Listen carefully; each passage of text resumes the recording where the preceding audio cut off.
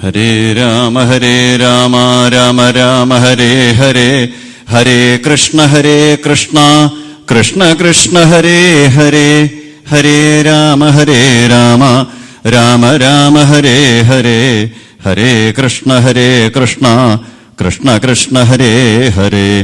ഗജാനനം ഭൂതഗണാധിസേവിതം കപിത്ഥജംബൂഫലസാരഭക്ഷിണം ഉമാസുതം ശോകവിനാശകാരണം നമാമി വിഘ്നേശ്വരപാദപങ്കജം.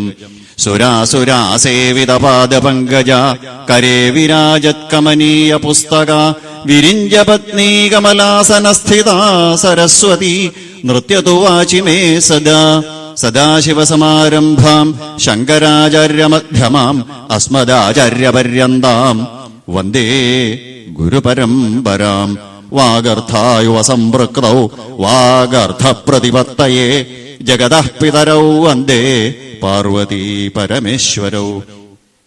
സൃഷ്ട്വാഖിലം ജഗദിദം സദസൽസ്വരൂപം ശക്ര്യസ്വയാ ത്രിഗുണയാ പരിപാതി വിശ്വം സംഹൃത്യ കൽപ്പസമയേ രമതേ തഥൈകാ താം സർവവിശ്വജനനീം മനസാ സ്മരാമി.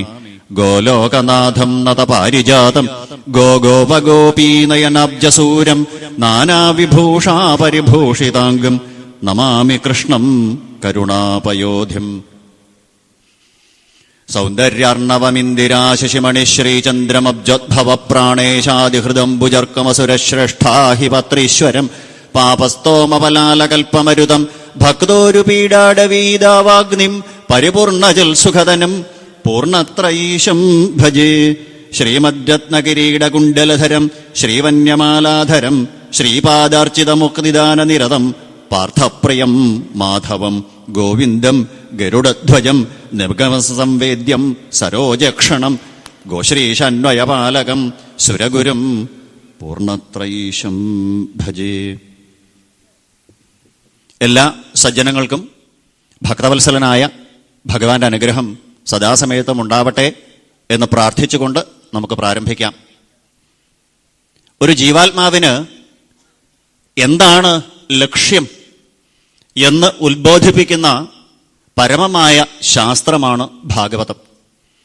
ഇദം ഭാഗവതം ശാസ്ത്രം എന്ന് ഭാഗവതത്തിൽ ഇടയ്ക്കിടയ്ക്ക് പറയും. എന്താ ശാസ്ത്രം? പ്രവൃത്തിർവാ നിവൃത്തിർവാ നിത്യേന കൃതകേനവാ നൃണാം യേനോപദിശ്യേത തൽ ശാസ്ത്രം അഭിധീയതേ.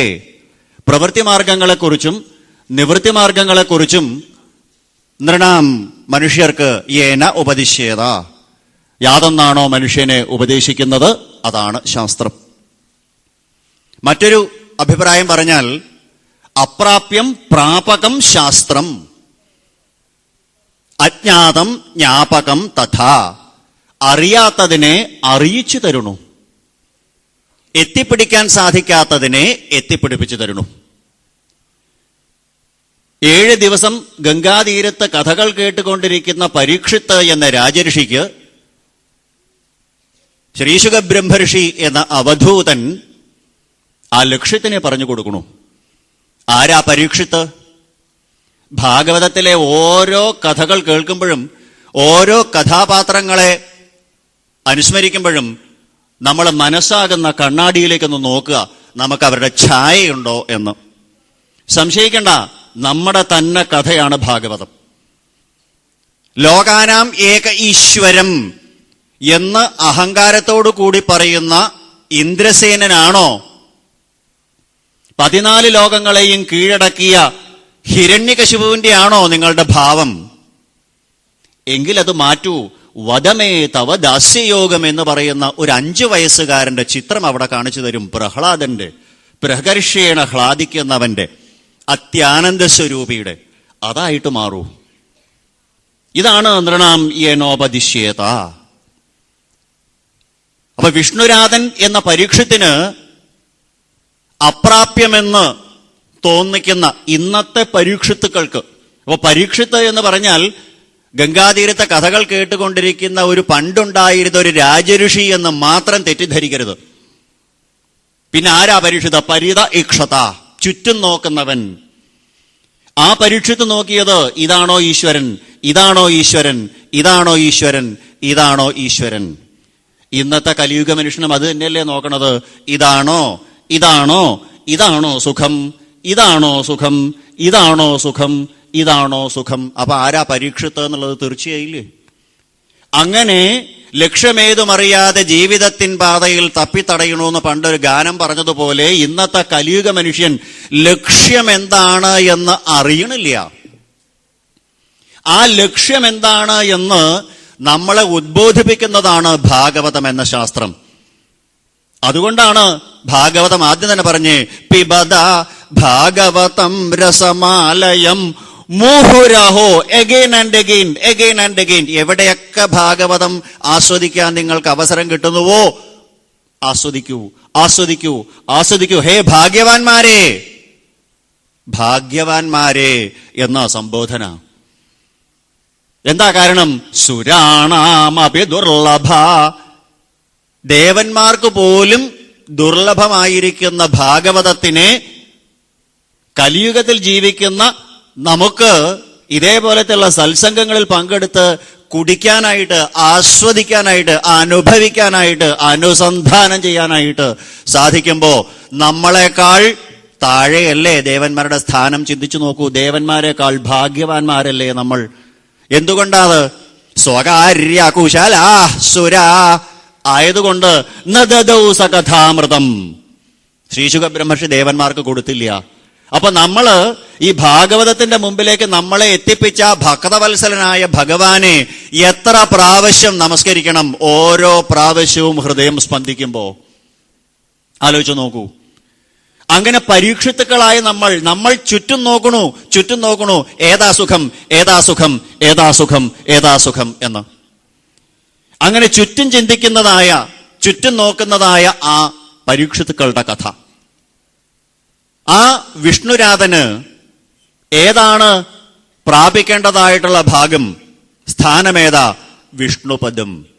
ഹേ വിഷ്ണുരാധ, അങ്ങയെ ഞാൻ വിഷ്ണുപദത്തില് എത്തിച്ചോളാം.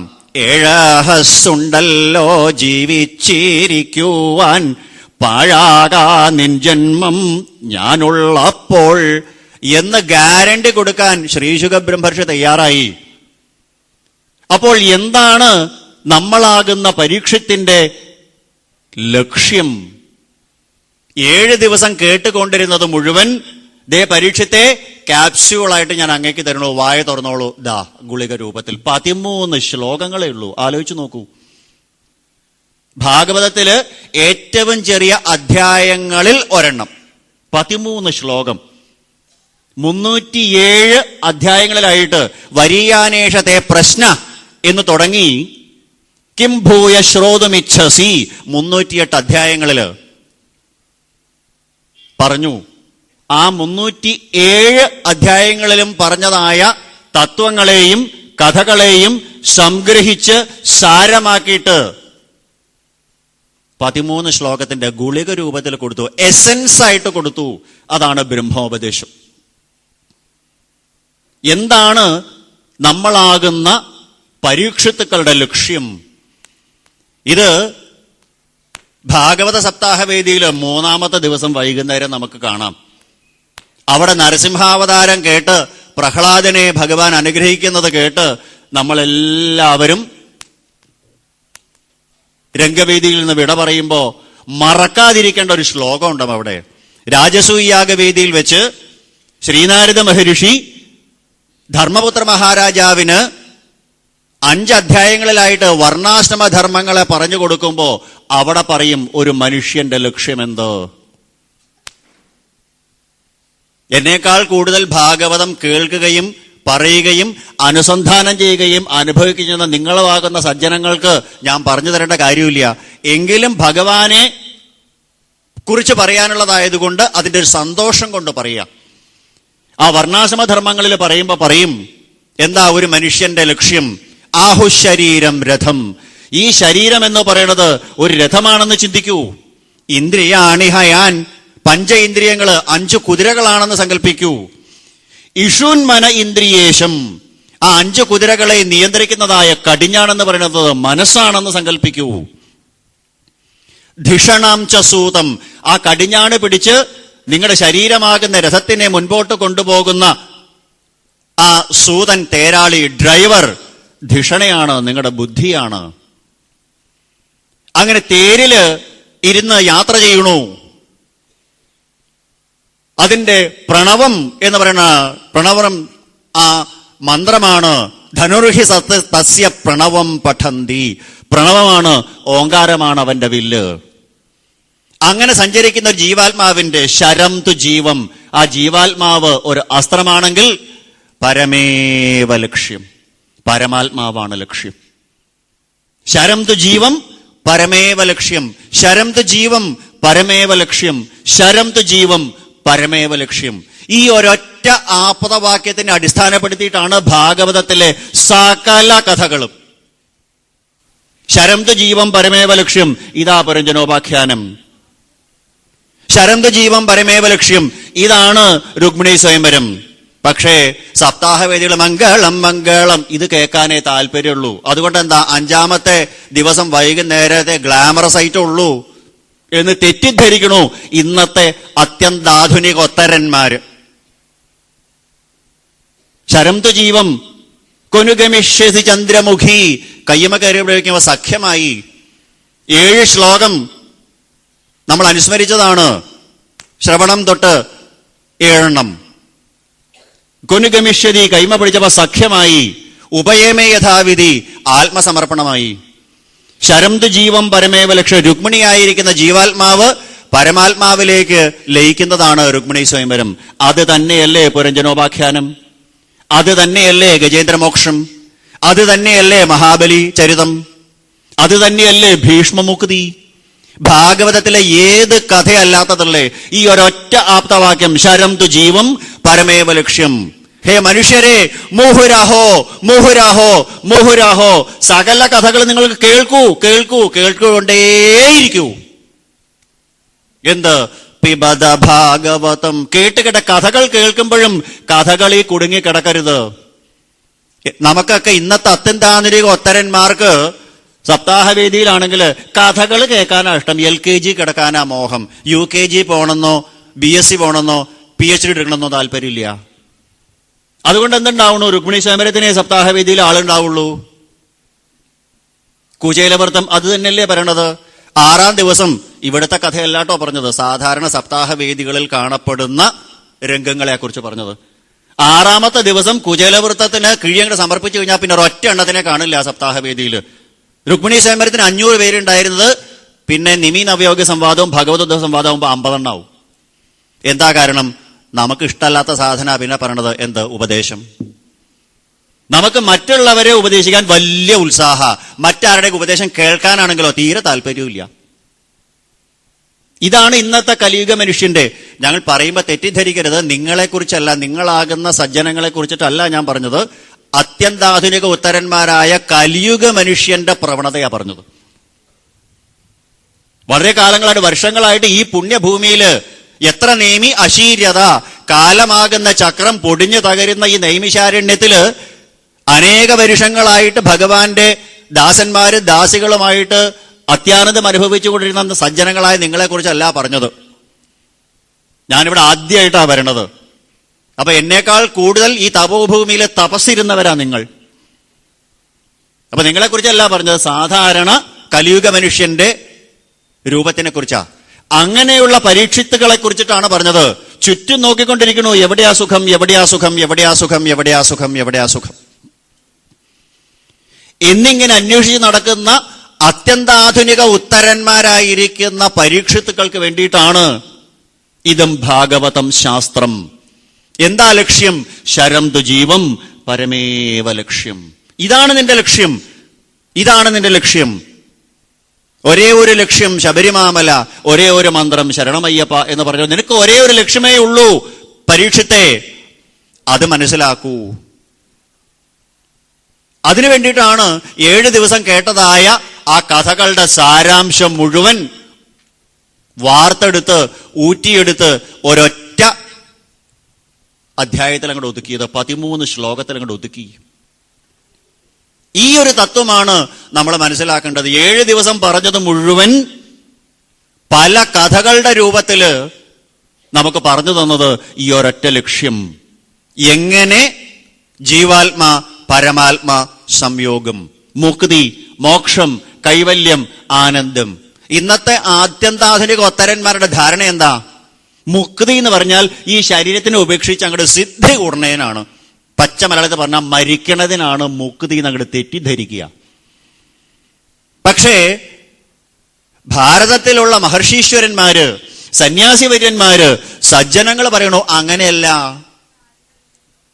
ഈ പ്രാപഞ്ചിക ജീവിതത്തില് നമ്മൾ ജീവിച്ചിരിക്കുന്ന സമയത്തും നമുക്ക് ജീവൻ മുക്തരായി തീരാനായിട്ട് സാധിക്കണം. ഏതുപോലെ? പത്മപത്രമിവാംഭസ, 325 ദിവസവും 24 മണിക്കൂറും വെള്ളത്തിൽ നിൽക്കുന്ന താമരയുടെ ഇലയെ നനയ്ക്കാൻ ആ വെള്ളത്തിന് സാധിക്കണില്ല. ചിന്തിച്ചു നോക്കൂ. സദാസമയത്തും വെള്ളത്തിൽ നിൽക്കുന്ന താമര ഇലയെ നനയ്ക്കാൻ ആ വെള്ളത്തിന് സാധിക്കാത്തതുപോലെ നിങ്ങൾ ഈ പ്രാപഞ്ചിക വിഷയങ്ങളിൽ ജീവിക്കുന്നവനാണെങ്കിലും പ്രാപഞ്ചിക വിഷയങ്ങൾ നിങ്ങളെ ബാധിക്കരുത്, പ്രലോഭിപ്പിക്കരുത്.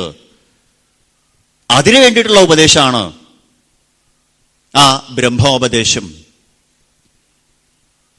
വിവേക ചൂടാമണിയിൽ ആചാര്യസ്വാമികൾ പറയും, ബ്രഹ്മാൽ ദൈവത്വ വിജ്ഞാനം സമ്യജ്ഞാനം ശ്രുതേർ മതം. ശ്രുതികൾ പറയണു അതാണ് യഥാർത്ഥത്തിലുള്ള ജ്ഞാനം അഥവാ വിജ്ഞാനം എന്ന് പറയുന്നത്. എന്ത്? ബ്രഹ്മാത്മൈകത്വ വിജ്ഞാനം. ബ്രഹ്മത്തിൽ നിന്ന് ഞാൻ അന്യനല്ല, ഞാൻ തന്നെയാണ് ഈശ്വരൻ. ഇന്നത്തെ കലിയുഗ മനുഷ്യന് ആർക്കെങ്കിലും തോന്നാറുണ്ടോ? ഇവിടെയുള്ള സജ്ജനങ്ങൾക്ക് എല്ലാവർക്കും തോന്നും.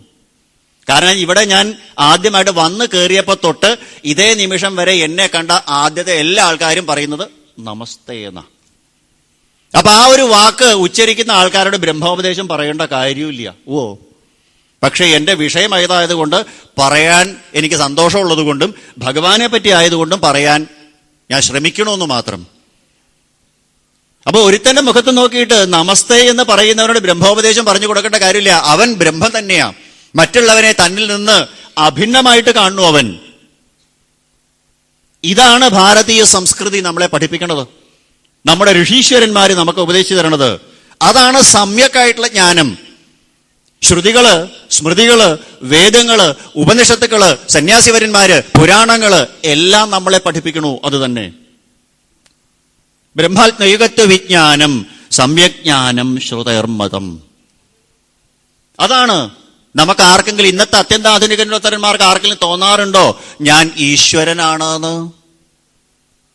അതാണ് ഇന്നത്തെ ആൾക്കാരുടെ കുഴപ്പം.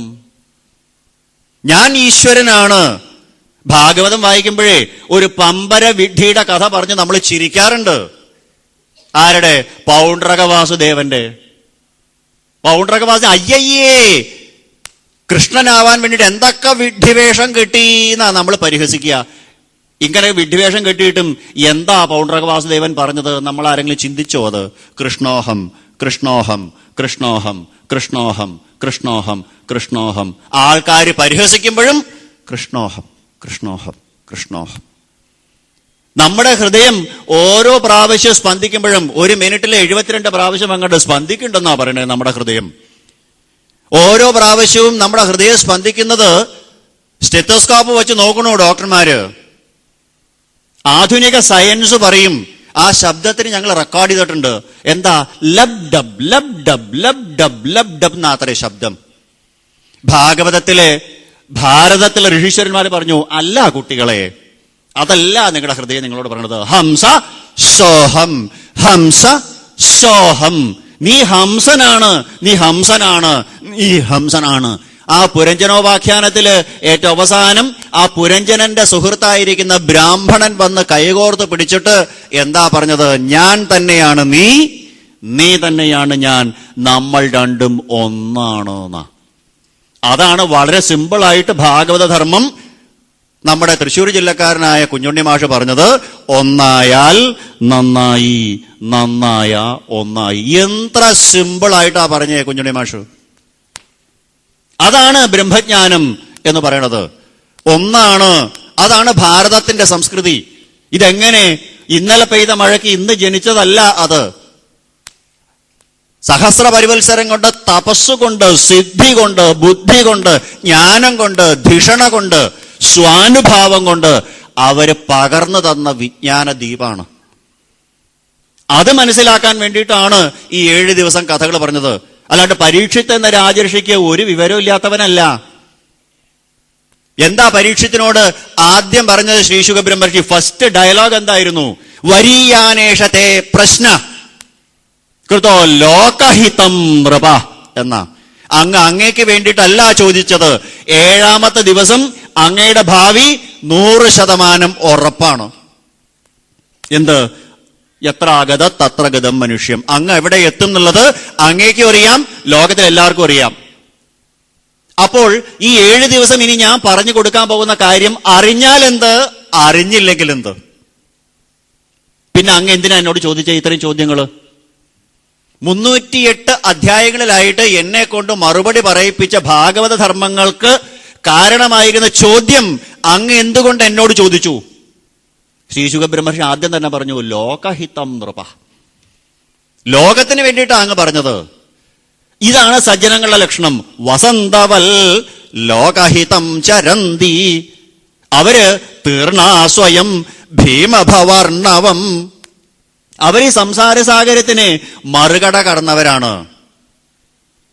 ഞങ്ങളുടെ കാര്യമായി, ഇനി ബാക്കിയുള്ളവരെന്താ ചായിക്കോട്ടെ എന്നല്ലല്ലോ ഭാരതത്തിലെ സന്യാസി വര്യന്മാര് തീരുമാനിച്ചത്. അല്ലെങ്കിൽ ഇന്ന് ഭാഗവതം നമുക്ക് കിട്ടില്ല. ഭഗവാനെ ഞാൻ അറിഞ്ഞു, എനിക്ക് ആനന്ദമായി. പട്ടേരിപ്പാട് നാരായണീയം എഴുതിയപ്പോ എന്താ ആദ്യം എഴുതിയത്? ഹന്തഭാഗ്യം ജനാനാം. ഹന്തഭാഗ്യം മദീയം എന്ന് എഴുതിയാൽ മതിയായിരുന്നില്ലേ പട്ടേരിപ്പാടിന്? എന്റെ ഭാഗ്യം. ഗുരുവായൂരമ്പരെ കണ്ടത് ഹന്തഭാഗ്യം മദീയം എന്നല്ല പറഞ്ഞ്, ഹന്തഭാഗ്യം ജനാനാം.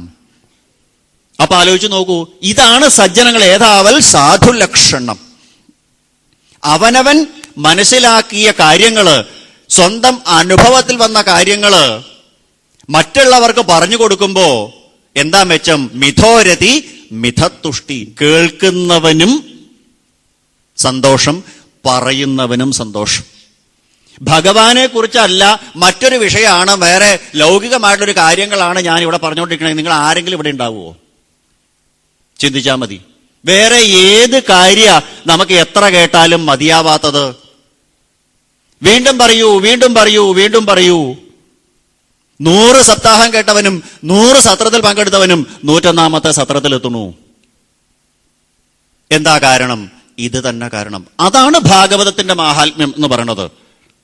ദിനേ ദിനേ നവം നവം സ്വാദു സ്വാദു പദേ പദേ.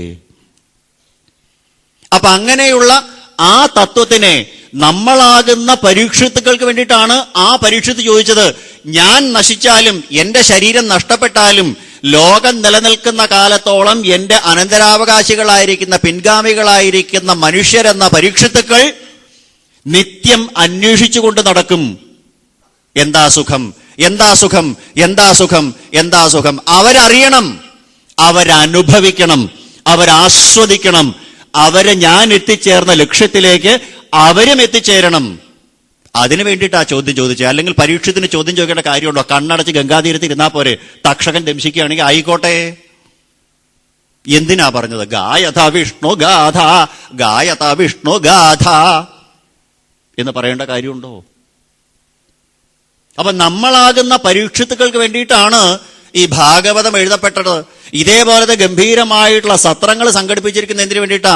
നമ്മളാകുന്ന പരീക്ഷത്തുക്കൾക്ക് മനസ്സിലാവണം എന്താ ലക്ഷ്യം എന്ന്.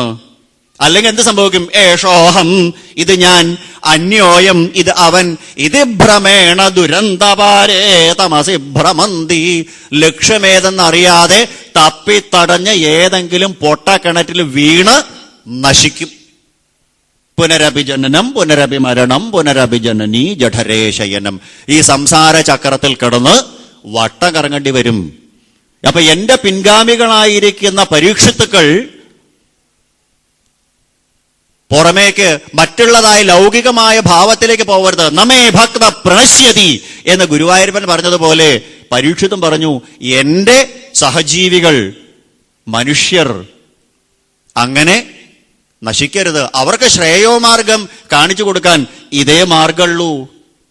അപ്പൊ ഞാൻ ചോദിക്കണം, അതിനു വേണ്ടിയിട്ടാ 7 ദിവസമായിട്ട് കഥകൾ പറഞ്ഞു കൊടുത്ത് അങ്ങനെ ദ്വാദശസ്കന്ധത്തിന്റെ 4-ാമത്തെ അധ്യായത്തിന്റെ അവസാനം പറഞ്ഞു, ഹേ പരീക്ഷിത്തേ, ഈ ഭവസാഗരത്തിന്റെ അക്കരയ്ക്ക് കടക്കാനെന്നുണ്ടെങ്കിൽ ഒരേ ഒരു കപ്പൽ മാത്രമേ ഉള്ളൂ എന്ന് മനസ്സിലാക്കൂ. സംസാര സിന്ധും അതിദുസ്തരം ഉത്തേതീർഷോ നാന്യപ്ലവ.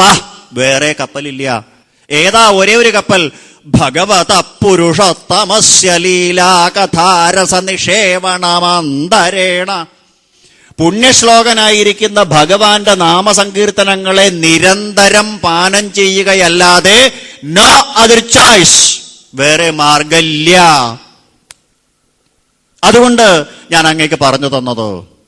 അപ്പൊ 7 ദിവസം ഇങ്ങനെ കഥകൾ കേട്ടുകൊണ്ടിരുന്ന അങ്ങേക്ക്, ഹേ പരീക്ഷിത്തേ, ഈ 7 ദിവസം കഥകളില് അത്ര അനുവർണിതേ ഭിക്ഷം വിശ്വാത്മാ ഭഗവാൻ ഹരി. വിശ്വാത്മാവായിരിക്കുന്ന ഭഗവാന്റെ കഥയാണ്.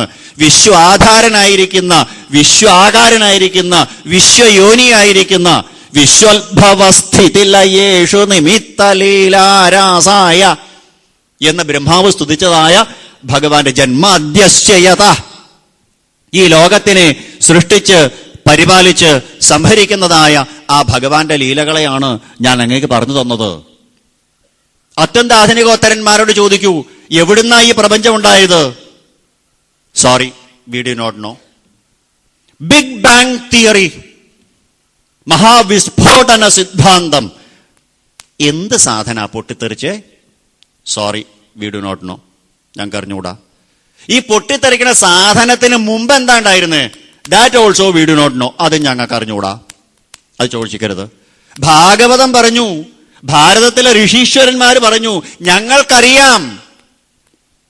സഹസ്രപരിവത്സരാൻ കാരണജലത്തിൽ കിടന്ന ആ ഹിരണ്യ അണ്ഡം നിർഭിത്യ നിർഗത സഹസ്രശീർഷ പുരുഷ സഹസ്രാക്ഷ സഹസ്രപാൽ, ആ ഭഗവാനാ ഉണ്ടായത്.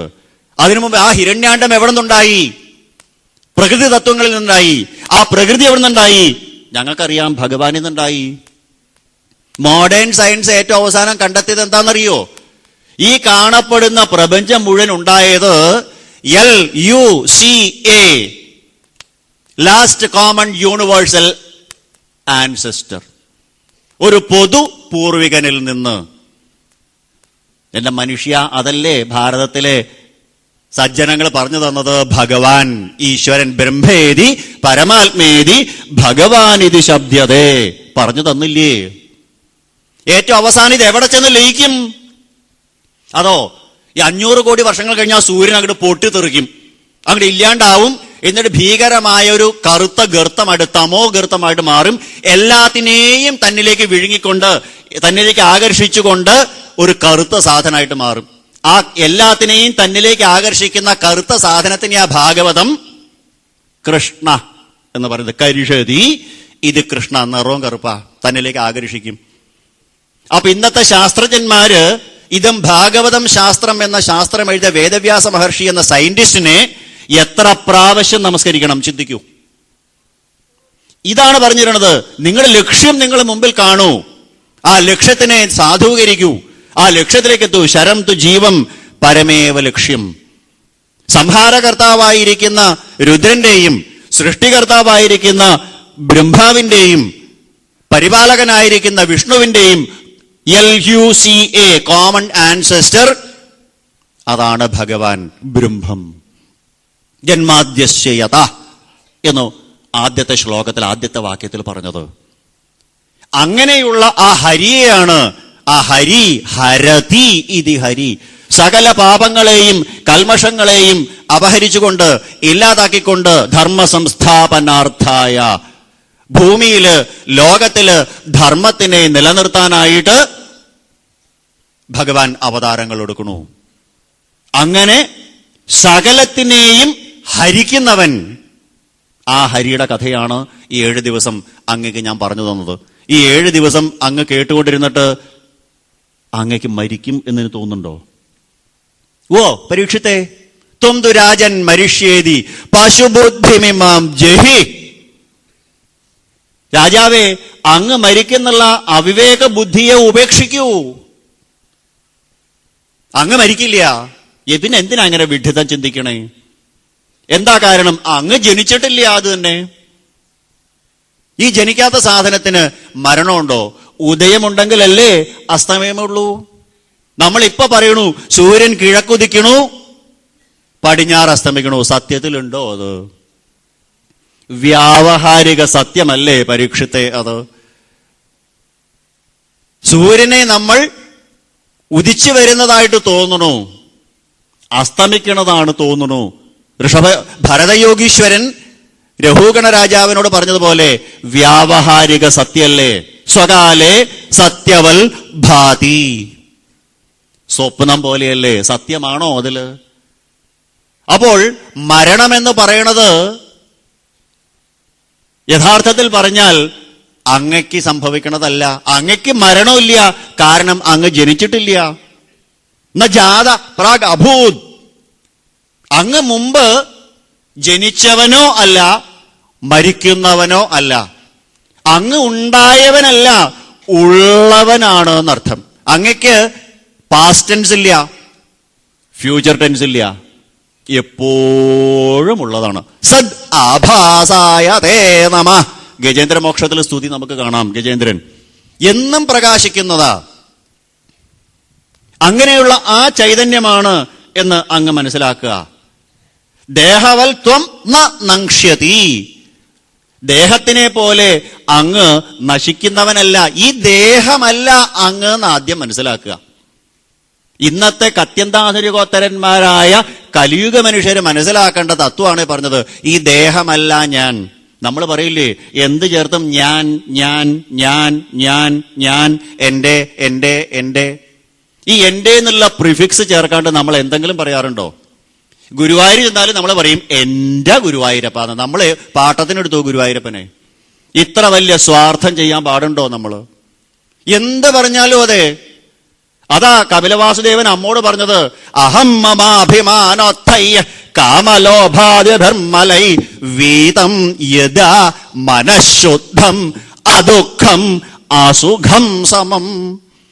ഈ കാമം ക്രോധം എന്ന് പറയുന്ന രണ്ട് ചെരുപ്പിട്ടോണ്ടാ നമ്മുടെ നടപ്പ്.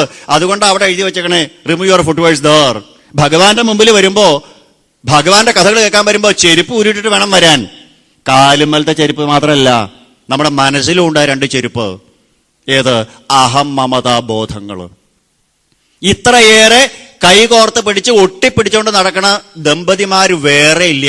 പാർവതി പരമേശ്വരന്മാരാണ് മാതൃകാ ദമ്പതികൾ എന്നാണ് നമ്മളെല്ലാരും പറയുക. അവരെക്കാളും വലിയ ഒട്ടിപ്പിടിച്ചാ നടക്കുക, കൈകോർത്ത് പിടിച്ച് നടക്കണവരാ. ഇത്രയും നല്ല യോജിപ്പുള്ള ദമ്പതിമാര് ലോകത്ത് വേറെ ഇല്ല. അഹം മമ അഹം മമ അഹം മമ. ഭാര്യയും ഭർത്താവും ആണെങ്കിൽ സന്താനങ്ങൾ ഉണ്ടാവുമെന്ന് ചോദിക്കണോ? പരീക്ഷത്തെ 1, 2 അല്ല, 6 ഈ 6, 2, 8 പടിയടച്ച് പിണ്ടം വെച്ച് ചാണകവെള്ളം തളിക്കാണ്ട് നിങ്ങളുടെ മനസ്സ് നേരിയാവില്ല. അദുഃഖം അസുഖം സമം എന്ന. അതുകൊണ്ട് അങ്ങ് മനസ്സിലാക്കുക, ഈ ശരീരമല്ല അങ്ങ്. ഈ ശരീരം എന്നുള്ള ബോധം വന്നതുകൊണ്ടാണ്. ഭിക്ഷുഗീതയിൽ പറഞ്ഞില്ലേ, ദേഹം മനോ മാത്രമിമം ഗൃഹീത്വാ. ഈ ശരീരം അങ്ങോട്ട് കിട്ടിയപ്പോ അപ്പ തുടങ്ങി ഞാൻ എന്റെ ഞാൻ എന്റെ ഞാൻ എന്റെ. ദേഹം മനോ മാത്രമിമം ഗൃഹീത്വാ മമ അഹം ഇത്യന്തധിയോ മനുഷ്യ. അപ്പ തുടങ്ങി.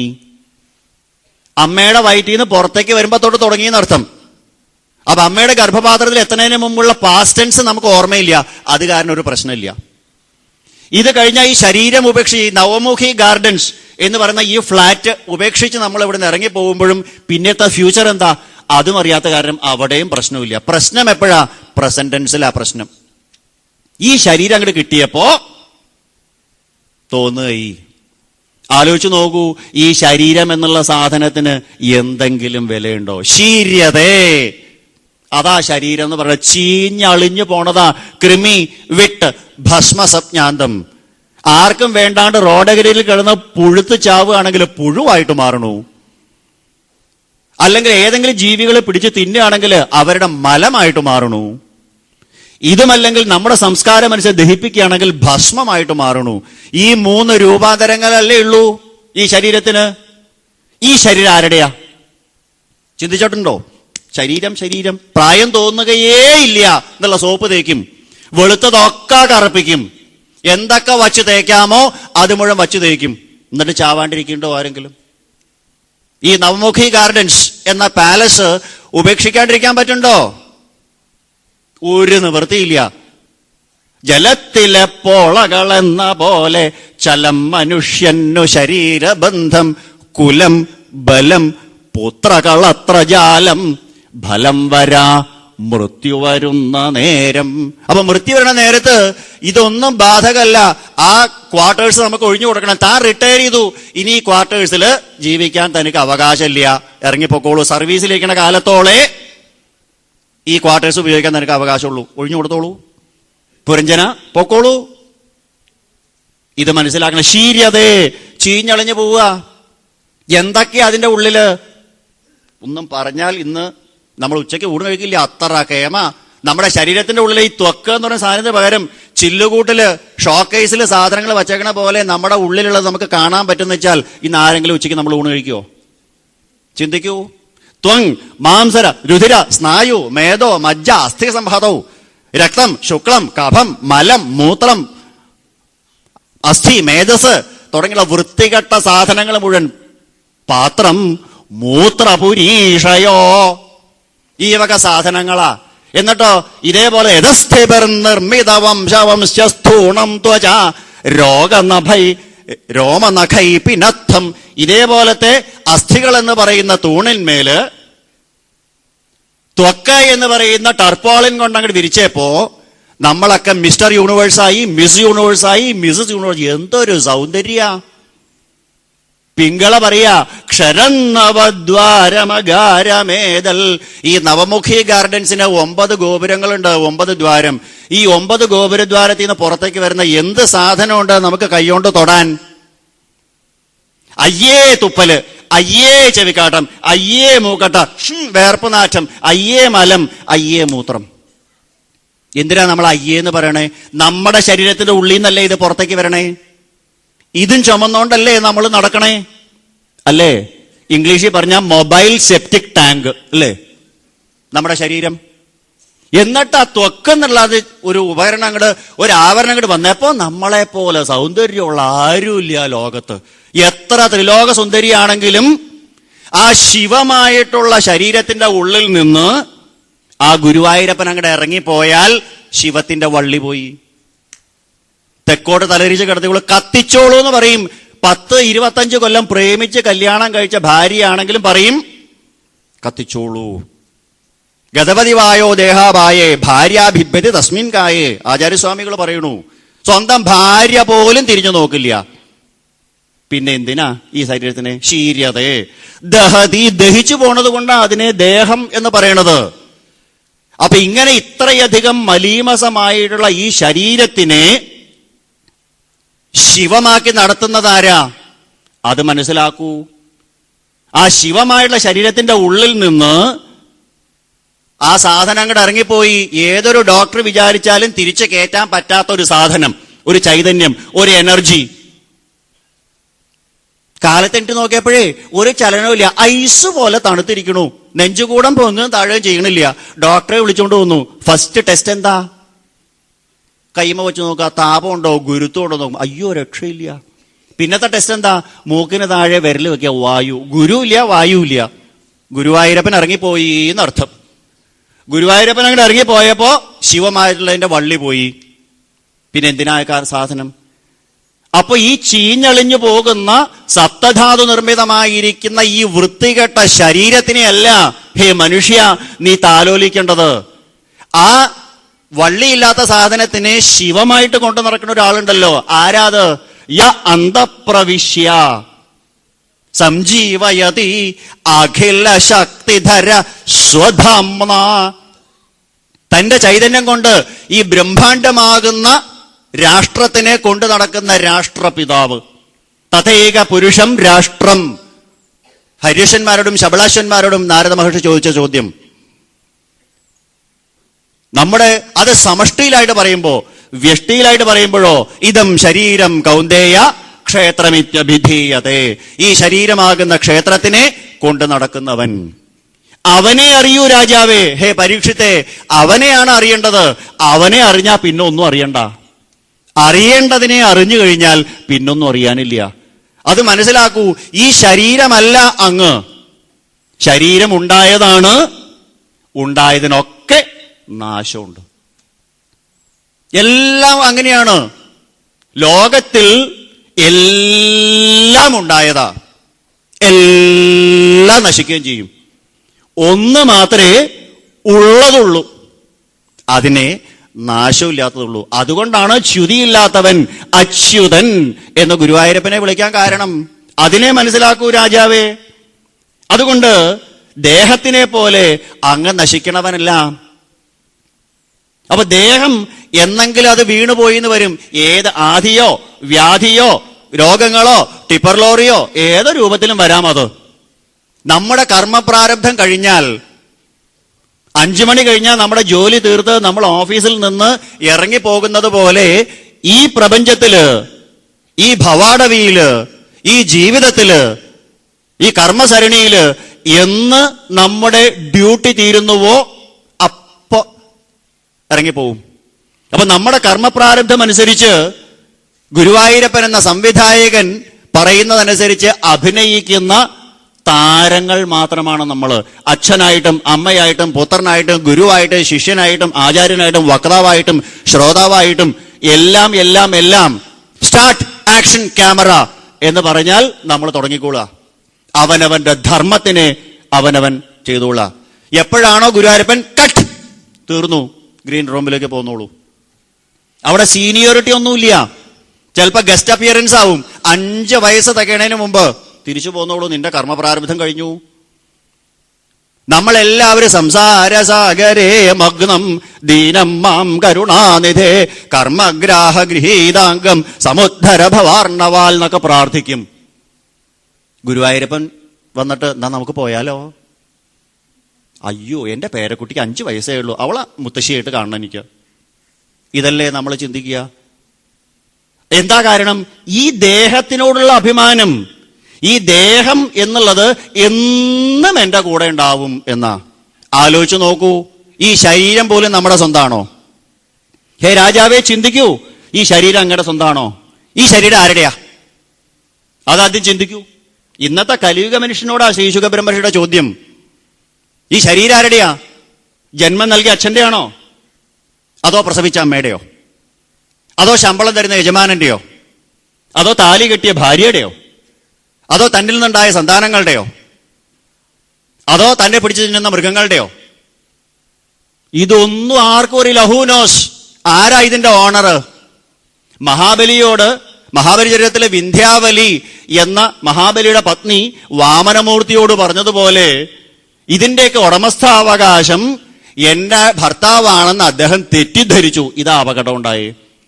വാടകക്കാരനെ ഉടമസ്ഥനായി, ഭജനം മൂത്ത് ഊരായ്മയായി എന്ന് പറയണത് പോലെ ഈ ശരീരം അങ്ങോട്ട് കിട്ടിയപ്പോ ഇതെന്റെ സ്വന്താണ്, ഇതിന്റെ സ്വന്താണ്. അങ്ങനെയല്ലേ ആടിന്റെ ജീവനാന്ന ഈ സജ്ജനങ്ങൾ പറയാ. ധാര ഇമേമേ തനയ ഇമേമേ ഗൃഹ ഇമേമേ പശവശ്ചമേമേ. ആടിന്റെ സ്വഭാവം മേമേ മേമേ, എല്ലാം എന്റെയാ, എല്ലാം എന്റെ. ഏറ്റവും അവസാനം മേമേകര മേഷസമാനധർമ്മ.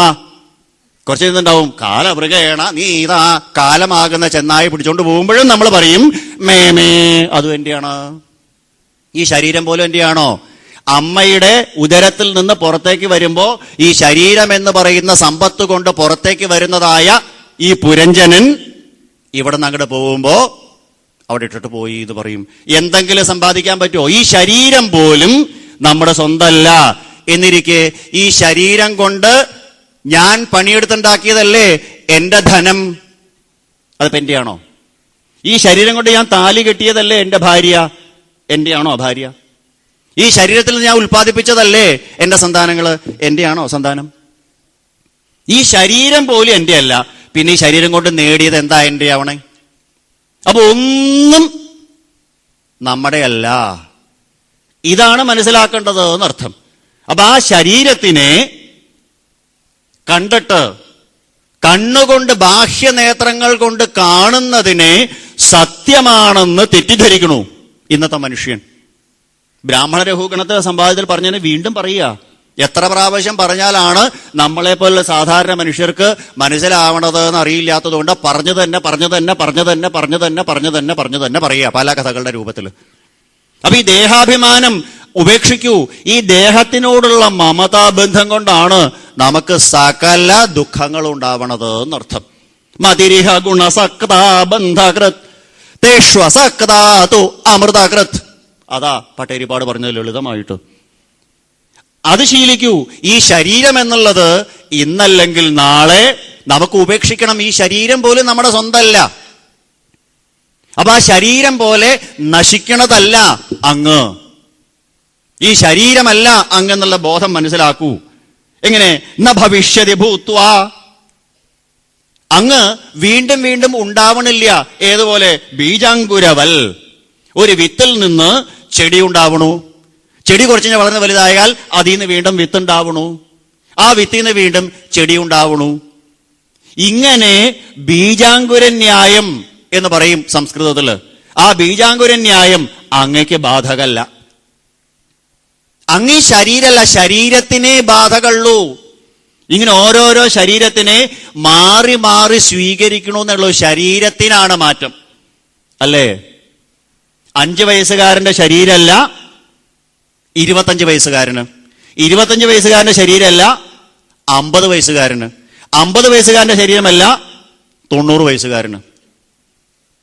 മനസ്സോ 5 വയസ്സുകാരന്റെ മനസ്സല്ല 25 വയസ്സുകാരന്, 25 വയസ്സുകാരന്റെ മനസ്സല്ല 50 വയസ്സുകാരന്, 50 വയസ്സുകാരന്റെ മനസ്സല്ല 90 വയസ്സുകാരന്. അപ്പൊ മനസ്സിനും മാറ്റമുണ്ട് എന്നർത്ഥം. ഇനി ഇന്ദ്രിയധർമ്മങ്ങളോ 5 വയസ്സുകാരന്റെ കണ്ണിന്റെ പവറല്ല 25 വയസ്സുകാരന്, 25 വയസ്സുകാരന്റെ പവർ കണ്ണിന്റെ പവറല്ല 40 വയസ്സ് കഴിഞ്ഞാൽ വെള്ളം എഴുതു തുടങ്ങി. അത് അത്രയും 50 വയസ്സുകാരന്റെ പോലെയുള്ള കാഴ്ചശക്തിയല്ല 90 വയസ്സുകാരന്. ഗാത്രം സങ്കുചിതം ഗദർവികളിതോ ഭ്രഷ്ടാജദന്താവലി ദൃഷ്ടിർനശ്യതി വർദ്ധത്തെ ബധിരത വക്രം ജലാലായതേ. ഭർതൃഹരി അതിമനോഹരമായിട്ട് കാണിച്ചു തരും നമ്മുടെ മാറ്റങ്ങൾ. അപ്പൊ ഇന്ദ്രിയങ്ങൾക്കും മാറ്റമുണ്ട്. അപ്പൊ ഇതൊന്നും മാറ്റമില്ലാതെ നിൽക്കുന്നത് ജനനം, മരണം, ജര, നര തുടങ്ങിയിട്ടുള്ളതെല്ലാം ദേഹധർമ്മങ്ങളാണ്, അങ്ങയെ ബാധിക്കണതല്ല. പിന്നെ വിശപ്പ്, ദാഹം ഇത് പ്രാണധർമ്മങ്ങളാ, അതും അങ്ങയെ ബാധിക്കണതല്ല. അന്ധത, മൂകത, ബധിരത അത് ഇന്ദ്രിയധർമ്മങ്ങളാ, അതും അങ്ങയെ ബാധിക്കണതല്ല. സന്തോഷം, സന്താപം, കാമം, ക്രോധം ഇത് മനോധർമ്മങ്ങളാ, അതും അങ്ങയെ ബാധിക്കണതല്ല. അപ്പോൾ മനോധർമ്മങ്ങളോ ഇന്ദ്രിയധർമ്മങ്ങളോ പ്രാണധർമ്മങ്ങളോ ശരീരധർമ്മങ്ങളോ ബാധിക്കുന്ന ആളല്ല അങ്ങ്. ഇതൊക്കെ അതാത് ഭാഗങ്ങൾക്ക് ബാധകമായതാ. അപ്പൊ ഇന്ദ്രിയധർമ്മങ്ങളോ പ്രാണധർമ്മങ്ങളോ മനോധർമ്മങ്ങളോ ദേഹധർമ്മങ്ങളോ മാറുമ്പോഴും മാറ്റമില്ലാതെ നിൽക്കുന്ന ഒരാളുണ്ട്. അതാണ് അങ്ങ്. ആ ചൈതന്യമാണ് അങ്ങ്. അത് ആ ചൈതന്യമാണ് ഞാൻ എന്ന് മനസ്സിലാക്കൂ.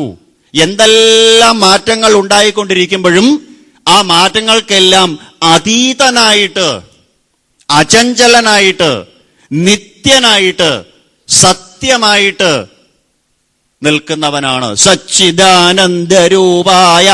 ഭാഗവതം തുടങ്ങുമ്പോ തന്നെ പറഞ്ഞു സത് ചിത് ആനന്ദ സ്വരൂപം. അതാണ് അങ്ങ്. എന്താ സത്ത്?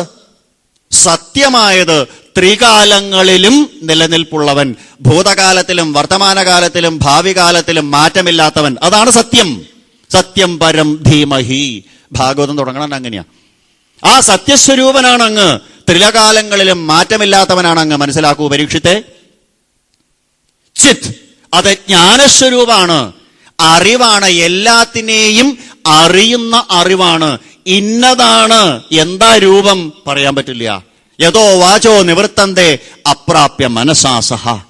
മനസ്സും ഇന്ദ്രിയങ്ങൾ ചെന്ന് പിടിക്കാൻ നോക്കിയിട്ട് നേതി നേതി നേതി നേതി ഇതല്ല ഇതല്ല ഇതല്ല ഇതല്ല ഇതല്ല എന്ന് പറഞ്ഞ് തിരിച്ചു വരണു.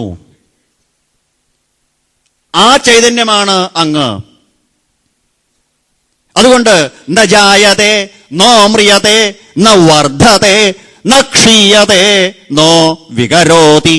ഇതൊന്നും അങ്ങക്ക് വികാരങ്ങൾ ഉണ്ടാവണില്ല, ക്ഷയിക്കണില്ല, വർദ്ധിക്കണില്ല, ജനിക്കണില്ല, മരിക്കണില്ല. നിത്യ വിലീയമാനേപി വപുപ്യമുഷ്മിൻ. ഈ ശരീരം നശിക്കുന്ന സമയത്തും നലീയതേ, അങ്ങ് ലയിച്ചു പോണില്ല, അങ്ങക്ക് ലയനമില്ല. ലയനമുണ്ടെങ്കിൽ എന്ത് വേണം? ഒന്ന് ഒന്നില് ലയിക്കണം. അപ്പൊ ദ്വൈതം വന്നു. ലീനവും ലായകവും ഉണ്ടെങ്കിലല്ലേ ലയനം നടക്കുള്ളൂ. ഇതൊന്നേ ഉള്ളൂ. ഏകമേവാദ്വിതീയം ബ്രഹ്മ. ഒന്നേ ഉള്ളൂ. പിന്നെ എവിടെ ലയിക്കാൻ? എന്തിൽ ലയിക്കാൻ?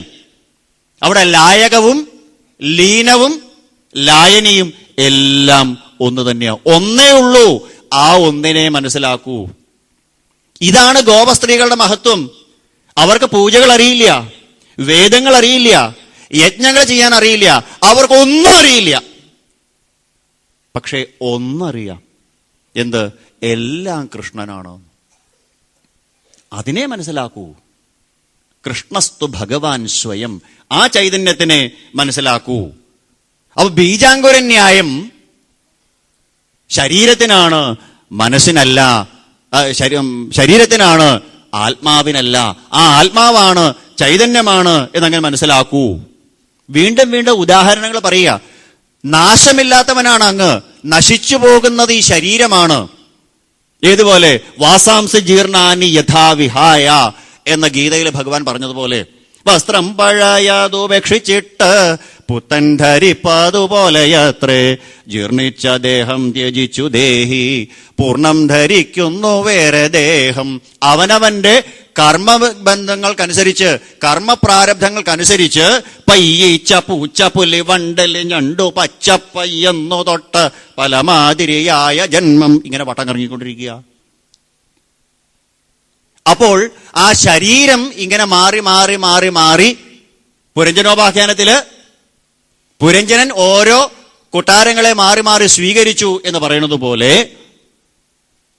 ഹേ പരീക്ഷത്തെ, ഈ ശരീരങ്ങളെ മാറി മാറി സ്വീകരിക്കുകയാണ്. വീണ്ടും ഉദാഹരണം പറഞ്ഞു.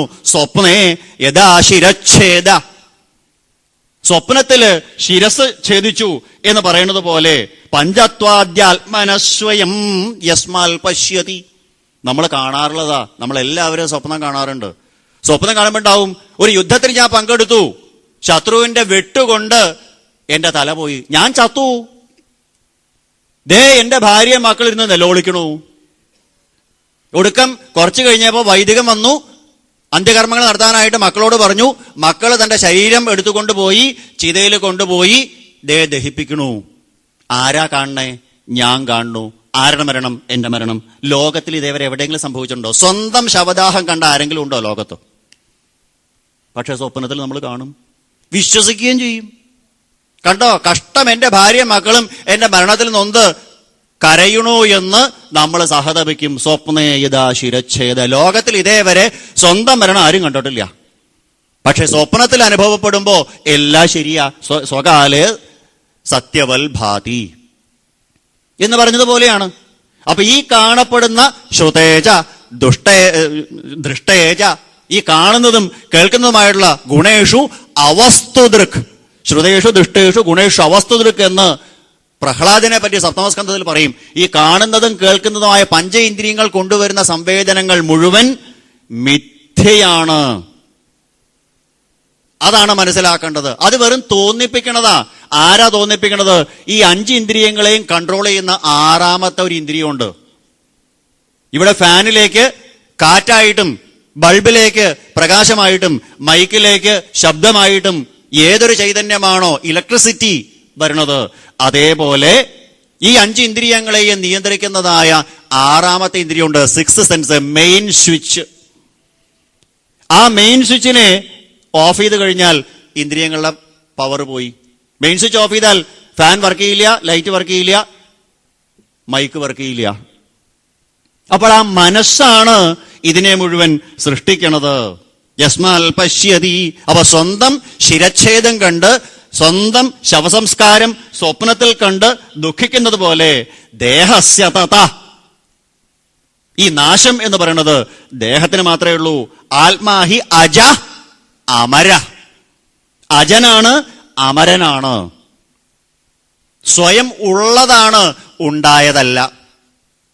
അത് നശിക്കൂല. അവികാരം, അജം, ശുദ്ധം, നിർഗുണം, യൽ നിരഞ്ജനം. ഇതാണ് പരീക്ഷത്തെ അങ്ങ് മനസ്സിലാക്കേണ്ടത്. നമ്മളാകുന്ന പരീക്ഷത്തുകൾക്ക് ഭാഗവതമാകുന്ന ഗുരുനാഥൻ ശ്രീശുഖബ്രഹ്മർഷിയിലൂടെ നമുക്ക് പറഞ്ഞു തരുന്നു. ഇതാണ് ഹേ കലിയുഗ മനുഷ്യരെ മനസ്സിലാക്കേണ്ടത്. ഈ മലമൂത്ര നിർമ്മിതമായിരിക്കുന്ന, പഞ്ചഭൂതാത്മകമായിരിക്കുന്ന, സപ്തധാതു നിർമ്മിതമായിരിക്കുന്ന ഈ ശരീരത്തിനെ താലോലിക്കണ്ട. എന്നുവെച്ചാൽ നികൃഷ്ടമായിട്ട് തള്ളിക്കളയാൻ വേണ്ട. എന്താ കാരണം?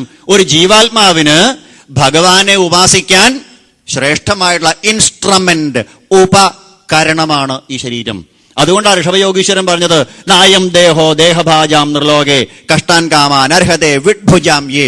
വിഡ്ഭുക്കുകളെ പോലെ, മലം തിന്നുന്ന ജന്തുക്കളെ പോലെ പ്രാപഞ്ചിക വിഷയങ്ങൾ അനുഭവിക്കാനുള്ളതല്ല ഉണ്ണികളെ ഈ ശരീരം. തപോ ദിവ്യം പുത്രക, ദിവ്യമായിട്ടുള്ള തപസ് അനുഷ്ഠിക്കുക. എന്താ തപസ്? മനസ്സേന്ദ്രിയാണാം ച ഏകാഗ്രം തപ ഉച്യതേ. മനസ്സിന്റെയും ഇന്ദ്രിയങ്ങളുടെയും ഏകാഗ്രതയ്ക്കാണ് കോആർഡിനേഷൻ. അതാണ് തപസ്. അല്ലാണ്ട് ഹിരണ്യകശിപു ചെയ്തതുപോലെ ഊർധ്വബാഹു നഭോദൃഷ്ടി പാദാങ്കുഷ്ട അശ്രതാവനി പഞ്ചാഗ്നി മധ്യത്തിൽ നിൽക്കുന്നതല്ല. ഇതാണ് തപസ്.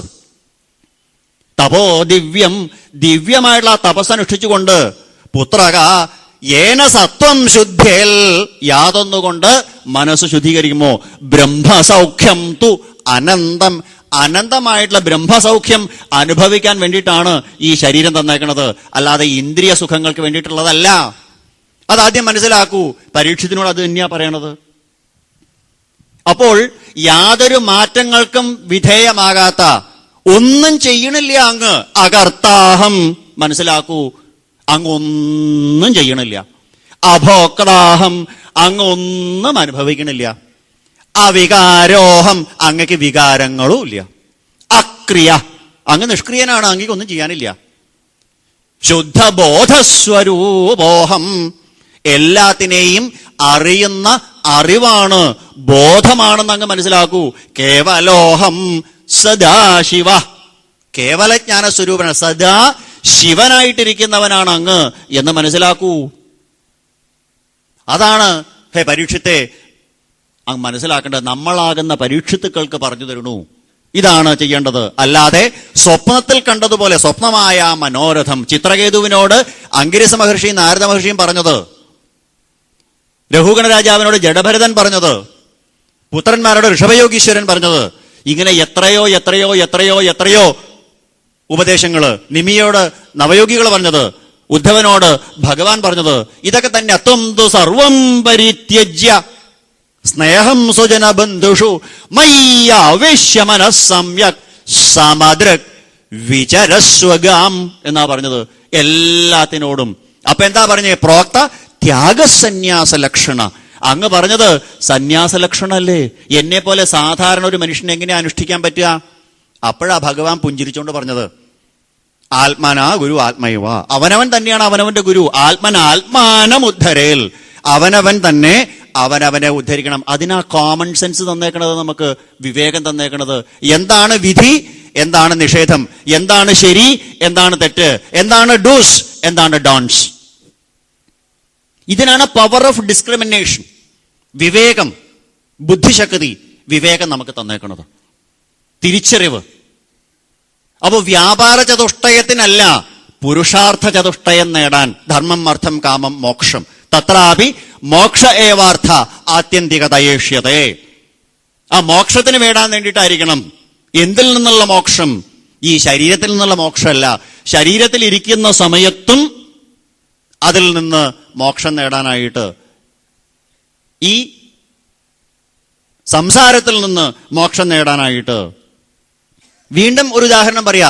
ഘടേ ഭിന്നേ യഥാകാശേ ആകാശസ്യൽ യഥാപുര ഏവം ദേഹേ മൃതേ ജീവോ ബ്രഹ്മ സമ്പദ്യതേ പുന.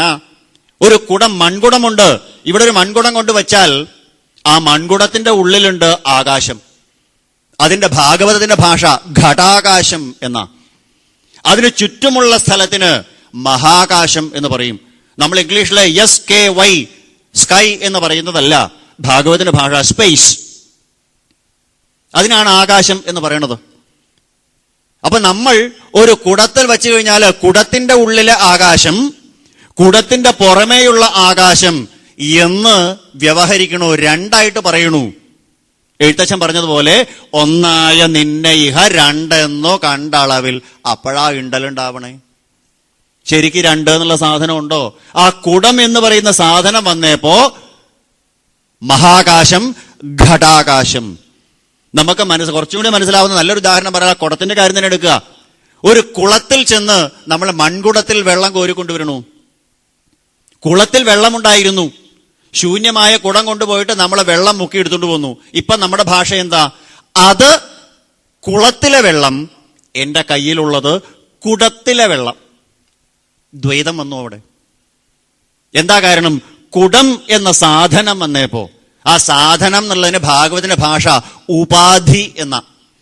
കുടം എന്ന ഉപാധി വന്നപ്പോ അവിടെ കുളത്തിലെ വെള്ളം, കുടത്തിലെ വെള്ളം രണ്ടായിട്ട് നമ്മൾ വ്യവഹരിച്ചു. നമ്മൾ വെള്ളം കോരിക്കൊണ്ടുവരുന്ന വഴിക്ക് നമ്മുടെ കാല് വഴിക്ക് നമ്മൾ വീണു, കയ്യിൽ നിന്ന് കുടം വീണ് താഴെ വീണത് പൊട്ടി. ആ വെള്ളം എങ്ങോട്ട് പോവും? കുളത്തിലേക്ക് തന്നെ പോവും. അപ്പൊ ആ കുളത്തിലെ വെള്ളം എവിടെ? കുടത്തിലെ വെള്ളം എവിടെ? എവിടെയാ വ്യത്യാസം? എവിടെയാ ദ്വൈതം വന്നേ? അപ്പോ കുടം എന്ന ഉപാധി വന്നപ്പോ രണ്ട്, കുടം എന്ന ഉപാധി നഷ്ടപ്പെട്ടപ്പോ ഒന്ന്. അപ്പൊ ആ ഉപാധി കൊണ്ടാണ്. മറ്റൊരു ഉദാഹരണം പറഞ്ഞാൽ, സ്വർണം നിർമ്മിച്ചുകൊണ്ട് കാതിലിടുന്ന ആഭരണത്തിന് നമ്മൾ പേര് പറഞ്ഞു കമ്മല്. അതേ സ്വർണം തന്നെ ഉരുക്കി കയ്യമ്മ ഇടാനൊരു ആഭരണം ഉണ്ടാക്കാൻ പറഞ്ഞു തട്ടാനോട്. അപ്പൊ നമ്മൾ പേര് മാറ്റി വള. അത് വേണ്ട, അതൊരുക്കി കഴുത്തിലിടാൻ പാകത്തിന് ഒരു ആഭരണമാക്കി. നമ്മളപ്പോ വീണ്ടും പേര് മാറ്റി മാല. അതും ഒരുക്കിയിട്ട് തട്ടാനോട് പറഞ്ഞു കാലിന്മേൽ ഇടാൻ പാകത്തിന്. അപ്പൊ നമ്മൾ വീണ്ടും പേര് മാറ്റി പാദസരം. ഇങ്ങനെ ഓരോ സ്ഥാനത്തിനനുസരിച്ച് നമ്മൾ സ്വർണ്ണാഭരണത്തിന്റെ പേര് മാറ്റുന്നത് പോലെ ഓരോ ശരീരങ്ങളെ സ്വീകരിച്ചപ്പോ നമ്മൾ പേര് മാറ്റി. രാമൻ, കൃഷ്ണൻ, ഗോവിന്ദൻ, കല്യാണി, ശാരദ. എന്താ വ്യത്യാസം? അയളഗീതയില് ഏകാശസ്കന്ധത്തില് പുരൂരവസ് ചോദിച്ചു, ഉർവശിയുടെ മദാലസമായ ശരീരം കണ്ട് ഞാൻ ഓടി, സ്ത്രീസുഖമാണ് ഏറ്റവും ശ്രേഷ്ഠമെന്ന് തെറ്റിദ്ധരിച്ച്. ഇപ്പൊ എനിക്ക് മനസ്സിലായി, എന്റെ ശരീരം ഉർവശിയുടെ ശരീരം. എന്താ വ്യത്യാസം? രഘുഗണനോട് ജഡഭരത യോഗീശ്വരൻ ചോദിച്ചതുപോലെ എന്റെ ശരീരം, അങ്ങയുടെ ശരീരം, എന്താ വ്യത്യാസം? ഹോസ്പിറ്റലുകളില് സർജറി ചെയ്യുന്ന ഡോക്ടർമാരോട് ചോദിക്കുക, നിങ്ങൾ ധാരാളം ഓപ്പറേഷൻസ് നടത്തണതല്ലേ, നിങ്ങൾ കീറി മുറിക്കുമ്പോ ആണ് പെണ്ണ് എന്നുള്ള വ്യത്യാസമല്ലാതെ എന്ത് വ്യത്യാസം നിങ്ങൾ കണ്ടു? അവര് പറയും, ഒരു വ്യത്യാസവും ഞങ്ങൾ കണ്ടില്ല, പഞ്ചഭൂതാത്മകം എല്ലാവരുടെയും ശരീരം. അപ്പോൾ ആ ശരീരത്തിനെ ഉപാധിയായിട്ട് വന്നപ്പോ നമുക്ക് വേറെ വേറെ ദേഹം മനോ മാത്രമിമം ഗൃഹീത്വ, ആ ശരീരത്തിനെ കിട്ടിയപ്പോ വേറെ വേറെ എന്ന ബോധം വന്നു. എന്താ ഇങ്ങനെ ശരീരമെടുക്കാൻ കാരണം? വേറെ വേറെ ശരീരമെടുക്കാൻ എന്താ കാരണം? കർമ്മത്തിന്റെ പ്രാരബ്ധം കൊണ്ട്. താൻ താൻ നിരന്തരം ചെയ്യുന്നതിൻ ഫലം താൻ താൻ അനുഭവിച്ചിടുകെന്നേ വരൂ. അവനവൻ ചെയ്യുന്ന കർമ്മത്തിന്റെ ഫലമനുസരിച്ച് ഓരോ ശരീരത്തിനെ നമുക്ക് സ്വീകരിക്കേണ്ടതായിട്ട് വരും. അതാണ് സർ ഐസക് ന്യൂട്ടൺ ഫിസിക്സിൽ പറഞ്ഞത്, for every action there is an equal and opposite reaction. ഫിസിക്സാ പറഞ്ഞത് നമുക്ക് തോന്നുന്നുണ്ടല്ലേ? അല്ല, ഭാഗവതാ പറഞ്ഞ്. ലോകത്തിന്റെ ശാസ്ത്രത്തിന്റെ മുമ്പിൽ എനിക്കൊന്നും തുറന്നു കാട്ടാൻ പറ്റില്ലായിരുന്നു, ഭഗവത്ഗീത ഞാൻ വായിച്ചില്ലായിരുന്നെങ്കിൽ എന്ന് സർ ആൽബർട്ട് ഐൻസ്റ്റീൻ പറഞ്ഞു. അപ്പൊ ചിന്തിച്ചു നോക്കൂ, ഭാഗവതത്തിന്റെയും ഗീതയുടെയൊക്കെ മാഹാത്മ്യം. അപ്പൊ അതാണ് ഐസക് ന്യൂട്ടൺ പറഞ്ഞത്, എഴുത്തച്ഛൻ പറഞ്ഞത്, ഭാരതത്തിലെ സന്യാസി വര്യന്മാര്, മുനീശ്വരന്മാര് പറഞ്ഞത് ഇതാണ്. ആ ഉപാധിയെ, ദേഹം എന്ന ഉപാധിയെ നശിക്കുന്ന സാധനത്തിനെ മാറ്റി നിർത്തൂ. ആ മാറ്റി നിർത്തിയ സാധനത്തിനെ മാറ്റി നിർത്തിയാൽ ഒന്നേ ഉള്ളൂ. മണ്ണ് കുഴച്ച് വലിയ വയറും ചെറിയ വായമുള്ള ഒരു പാത്രമായപ്പോ നമ്മൾ പേരിട്ടു കുടം.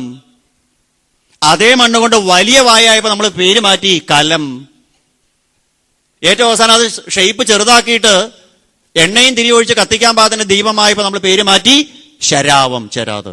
എന്താ കലവും കുടവും ചെരാതും തമ്മിലുള്ള വ്യത്യാസം? ഷേപ്പിലുള്ള വ്യത്യാസം. അപ്പോൾ ഈ ഉപാധിക്കല്ല പ്രാധാന്യം, അതിൻ്റെ ഉള്ളിലുള്ളതാണ്. അപ്പോൾ ഈ സാധനത്തിനെ മനസ്സിലാക്കൂ. എങ്ങനെ ഈ ശരീരം ഉണ്ടാവണത്? ശരീരമുണ്ടാവണത് കർമ്മങ്ങൾ അനുസരിച്ചിട്ടാണ്. ഓരോരോ കർമ്മങ്ങൾക്കനുസരിച്ച് ഓരോരോ ശരീരത്തിനെ സ്വീകരിക്കേണ്ടതായിട്ട് വരുന്നു ഒരു ജീവാത്മാവിന്. എന്താ കർമ്മങ്ങൾ ചെയ്യാൻ കാരണം? അവന്റെ ഗുണങ്ങളാണ് കാരണം. സത്വഗുണം, രജോ ഗുണം, തമോ ഗുണം. സത്വഗുണമാണെങ്കിൽ ദേവത്വത്തിലേക്ക് പ്രാപിക്കണു, രജോ ഗുണമാണെങ്കിൽ മനുഷ്യനിലേക്ക് പ്രാപിക്കണു, തമോ ഗുണമാണെങ്കിൽ രാക്ഷസനോ വൃക്ഷാദിലാദികളോ ആയിട്ട് തീരണു. അപ്പൊ അവനവന്റെ 3 ഗുണങ്ങളാണ്, സത്വഗുണവും രജോ ഗുണവും തമോ ഗുണവുമാണ് അവനെ കൊണ്ട് കുരുതേ വികർമ്മ, ചെയ്യേണ്ടതും ചെയ്യാൻ പാടില്ലാത്തതുമുള്ള കർമ്മങ്ങൾ ചെയ്യിപ്പിക്കുന്നത് അവന്റെ 3 ഗുണങ്ങളാ. ഈ ഗുണങ്ങൾ എവിടെ നിന്നുണ്ടായി? മനസ്സിലുണ്ടായി. അപ്പൊ ഗുണങ്ങളെ സൃഷ്ടിക്കുന്നത് ആരാ? മനസ്സാ. അപ്പൊ ശരീരത്തിനെ സൃഷ്ടിക്കുന്നത് അവന്റെ കർമ്മങ്ങള്, കർമ്മങ്ങളെ സൃഷ്ടിക്കുന്നത് അവന്റെ ത്രിഗുണങ്ങള്, ത്രിഗുണങ്ങളെ സൃഷ്ടിക്കുന്നത് അവന്റെ മനസ്സ്. മനസ്സിനെ ആരാ സൃഷ്ടിക്കണേ? മനസ്സെന്ന് പറഞ്ഞ സാധനം എന്താ? നമ്മുടെ ശരീരത്തിന് നമുക്ക് എല്ലാവർക്കും മനസ്സുണ്ട്. എവിടെ ഈ മനസ്സിരിക്കണേ? മനസ്സിനെ സൃഷ്ടിക്കുന്നത് മായയാണ്. എന്താ മായ? ആ വാക്ക് തിരിച്ചിടുക. യാതൊന്നാണോ ഇല്ലാത്തത്, അതാ മായ. നമ്മൾ മറ്റുള്ളവരോട് ഉപദേശിക്കില്ലേ, നിങ്ങൾ ഈ ആവശ്യമില്ലാത്തത് ചിന്തിച്ച് ചിന്തിച്ച് ചിന്തിച്ച് ചിന്തിച്ച് ആവശ്യമില്ലാത്ത ഉണ്ടാക്കൂ. അത് തന്നെയാ സാധനം. ഇല്ലാത്ത സാധനത്തിനെ ഉണ്ടാക്കണതാണ് ഈ മായ എന്ന് പറയണത്. ഇല്ലാത്തതിനെ ഉണ്ടാക്കണത് അത് വിക്ഷേപശക്തി. ഉള്ളതിനെ ഇല്ല എന്ന് പറയണത് അത് ആവരണശക്തി. ഇതാണ് മായയുടെ സ്വഭാവം. അപ്പൊ മായ മനസ്സിനെ സൃഷ്ടിക്കണു, മനസ്സ് ത്രിഗുണങ്ങളെ സൃഷ്ടിക്കണു, ത്രിഗുണങ്ങള് കർമ്മങ്ങളെ സൃഷ്ടിക്കണു, കർമ്മങ്ങൾ ഓരോ ശരീരങ്ങളെ സൃഷ്ടിക്കണു. അപ്പൊ ആദ്യം എന്ത് വേണം? ആ മായയെ ജയിക്കണം. മറ്റൊരു ഉദാഹരണം കൂടി പറയാ ശ്രീശുക ബ്രഹ്മർഷി. സ്നേഹാധിഷ്ഠാനവത്യ അഗ്നി സംയോഗോ, ഒരു വിളക്ക് ഇവിടെ കത്തുന്നത് പോലെ എന്നാ. ആ വിളക്ക് നമ്മളിപ്പോ കത്തണ കാണാനുണ്ട്. ഒരാൾ അങ്ങനെ ഊതി, അപ്പൊ നമ്മൾ എന്താ പറയാ? വിളക്ക് കെട്ടൂന്നാ. ഭാഗവതം പറഞ്ഞു അതേ വിഡിത്താന്നാണ്. വിളക്ക് കത്തണമില്ല, വിളക്ക് കേടണമില്ല. അഗ്നി വിളക്ക് പ്രകാശിക്കുന്നതിന് മുമ്പുമുണ്ട്, വിളക്ക് കെടുന്നതിന് ശേഷവുമുണ്ട്. അപ്പൊ അവിടെ ദീപം എന്ന് നമ്മൾ പറയണത് എപ്പോഴാ? ആ ദീപത്തട്ടില് എണ്ണയും തിരിയും ഒഴിച്ച് അഗ്നി അതിലെ സന്നിവേശിക്കുമ്പോഴാണ് ദീപം പ്രകാശിച്ചു എന്ന് പറയണത്. പടിന്തിരി കത്തി കഴിഞ്ഞാലോ എണ്ണയില്ല, തിരിയില്ല, അപ്പോഴോ ദീപവും ഇല്ല. എന്നതുപോലെയാണ് പരീക്ഷത്തെ സംസാരം. അപ്പോൾ എണ്ണ എന്ന് പറയുന്നത് കർമ്മമാണ് എന്ന് സങ്കല്പിക്കുക. ആ ദീപത്തിന്റെ തട്ട്, എണ്ണ ഒഴിക്കുന്ന തട്ട് എന്ന് പറയുന്നത് അതാണ് മനസ്സ് എന്ന് വിചാരിക്കുക. അതിലെ തിരി എന്ന് പറയുന്നതാണ് ശരീരം എന്ന് വിചാരിക്കുക. ആ ദീപം പ്രകാശം അതാണ് സംസാരം. ഈ തട്ടില്ലെങ്കിലോ എണ്ണ ഒഴിക്കാൻ പറ്റുമോ? തിരിയിടാൻ പറ്റുമോ? അപ്പൊ ഇതിന്റെ സംയോഗം കൊണ്ട് എണ്ണ എന്ന് പറയുന്ന കർമ്മത്തിന്റെയും മനസ്സ് എന്ന് പറയുന്ന ദീപത്തട്ടിന്റെയും ശരീരമെന്ന തിരിയുടെയും സാന്നിധ്യമുള്ളപ്പോഴാണ് നമ്മൾ തീ കത്തുണു എന്ന് പറയണത്. തീ ശരിക്ക് കത്തിയോ? നമുക്ക് ദൃഷ്ടിഗോചരമായി എന്നർത്ഥം. അതിൻ്റെ ഉള്ളിലുള്ള ചൈതന്യം, എനർജി നമുക്ക് അനുഭവവേദ്യമാവണു. ഇന്ദ്രിയങ്ങളിലൂടെ കണ്ണുകൊണ്ട് കാണാൻ പറ്റണു, കൈകൊണ്ട് തൊട്ടാൽ പൊള്ളണു. അപ്പോൾ കൈകൊണ്ട് തൊട്ടാൽ പൊള്ളുകയും കണ്ണുകൊണ്ട് നോക്കിയാൽ കാണുകയും ചെയ്യുന്നത് കൊണ്ട് നമ്മൾ പറയണു ദേ വിളക്ക് കത്തി. കൈകൊണ്ട് തൊട്ടാൽ പൊള്ളാതിരിക്കുകയും കണ്ണോട് നോക്കിയാൽ കാണാതിരിക്കുകയും ചെയ്യുമ്പോൾ നമ്മൾ പറയും വിളക്ക് കെട്ടു. ഭാഗവതം പറയാ രണ്ടുമില്ല. വിളക്ക് കെട്ടതുപോലെയും വിളക്ക് പ്രകാശിച്ചതുപോലെയും തോന്നുന്നത് പോലെ ഈ സംസാരവും തോന്നുകയാണ്. മനസ്സിന്റെയും ശരീരത്തിന്റെയും കർമ്മങ്ങളുടെയും കൂട്ടായ പ്രവർത്തനം കൊണ്ട് ഒരു അധ്യാസമാണ്, തോന്നലാണ്, അവിദ്യയാണ്. അതുകൊണ്ട് അങ്ങ് മനസ്സിലാക്കൂ, ഈ ശരീരം എന്ന ഉപാധി വരുമ്പോഴാണ് ഈ ജനന മരണങ്ങളുണ്ട് എന്ന് തോന്നുന്നത്. അതിനാൽ ഏവം ആത്മാനം ആത്മൈവ ആത്മാമൃഷപ്രഭോ ബുദ്ധ്യാനുമാനഗർഭിണ്യ വാസുദേവാനുചിന്തയ. അതുകൊണ്ട് ആത്മാവിനെ ആത്മാവ് കൊണ്ട് അങ്ങ് മനസ്സിലാക്കൂ, പഠിപ്പിക്കൂ, അനുസന്ധാനം ചെയ്യൂ, മനസ്സിലാക്കൂ. എങ്ങനെ? ഉപരുന്ധേ ഭക്തിയോഗസ്തു സക്തിം. ഭക്തിയോഗം കൊണ്ട് അങ്ങ് മനസ്സിലാക്കൂ. വേറെ ഒരു യോഗം കൊണ്ടും മനസ്സിലാക്കാൻ പറ്റില്ല. ഈ ശരീരം എന്ന ഉപാധി കൊണ്ടാണ് എനിക്ക് വേറെ വേറെ വേറെ വേറെ വേറെ വേറെ തോന്നണത്. ഈ പ്രപഞ്ചത്തിലെല്ലാം ഒന്നാണ്. എല്ലാം സർവം ഖല്ലുദം ബ്രഹ്മ ഈശാവാസമിതം സർവം എന്ന് പറയുന്നത് ഋഗ്വേദത്തിലെ ഭാഗമായിരുന്ന ഐതരയോപനിഷത്തില് പറയും പ്രജ്ഞാനം ബ്രഹ്മ. ആ അറിവാണ് എല്ലാത്തിനെയും അറിയുന്ന അറിവാണ് അങ്ങ്. അങ്ങക്ക് മാറ്റങ്ങളില്ല. സദ് ആഭാസനായിട്ട്, ചിദാഭാസനായിട്ട്, ആനന്ദസ്വരൂപനായിട്ട്, സത്തും ചിത്തും ആനന്ദസ്വരൂപനായിട്ട്. ആനന്ദം എന്ന് പറയാൻ നമുക്കൊരു ധാരണയുണ്ട് സന്തോഷം എന്നാണെന്ന്. അല്ല, സന്തോഷത്തിന് ഓപ്പോസിറ്റ് ഉണ്ട് സന്താപം, സുഖത്തിന് ഓപ്പോസിറ്റ് ഉണ്ട് ദുഃഖം. ഈ സുഖദുഃഖമില്ലാതെ നിശ്ചലമായ നിർമ്മലമായ സ്വച്ഛമായ ഒരു തെളിഞ്ഞ ജലാശയം പോലെ സമരസതയോടെ മനസ്സിനെ നിർത്താൻ പറ്റുന്നുണ്ടെങ്കിൽ അതാണ് ആനന്ദം, ശാന്തി. വിവേകാനന്ദ സ്വാമികളെ പോലുള്ള സജ്ജനങ്ങൾ പറയുക, ആനന്ദം എന്നുള്ളതിന് തത്തുല്യമായിട്ട് ഒരു വാക്ക് ലോകത്തിൽ വേറെ ഒരു ഭാഷയിലും ഇല്ല. അത് പറയാൻ പറ്റില്ല. എന്താ കാരണം? അത് അനുഭവിച്ചു വരേണ്ടതാ. എന്താ ആനന്ദം നമുക്ക് പറയാൻ പറ്റില്ല. പഞ്ചസാര പഞ്ചസാര പഞ്ചസാര എന്ന് അക്ഷരലക്ഷം എഴുതിയാലും പഞ്ചസാരയുടെ ടേസ്റ്റ് മനസ്സിലാവുമോ? പഞ്ചസാരയുടെ ടേസ്റ്റ് നമുക്ക് ഇന്നറിയാം. എന്താ കാരണം? നമ്മൾ അനുഭവിച്ചിട്ടുണ്ട് തന്നെ. അതേപോലെ അതുകൊണ്ട് അങ്ങ് മനസ്സിലാക്കൂ, അങ്ങയെ തക്ഷകൻ കടിച്ച് കൊല്ലും എന്ന് അങ്ങക്ക് തോന്നുന്നുണ്ടോ? ഒന്നാമത് അങ്ങയെ തക്ഷകൻ കടിക്കില്ല. എന്താ കാരണം? അങ്ങയെ കണ്ടോ തക്ഷകൻ? അങ്ങയുടെ ശരീരത്തിനെയല്ലേ തക്ഷകൻ ദംശിക്കുള്ളൂ, അല്ലേ? അങ്ങയുടെ ശരീരം എന്നായാലും വീണു പോകണം. തക്ഷകൻ അല്ലെങ്കിൽ മറ്റൊരു കാരണം.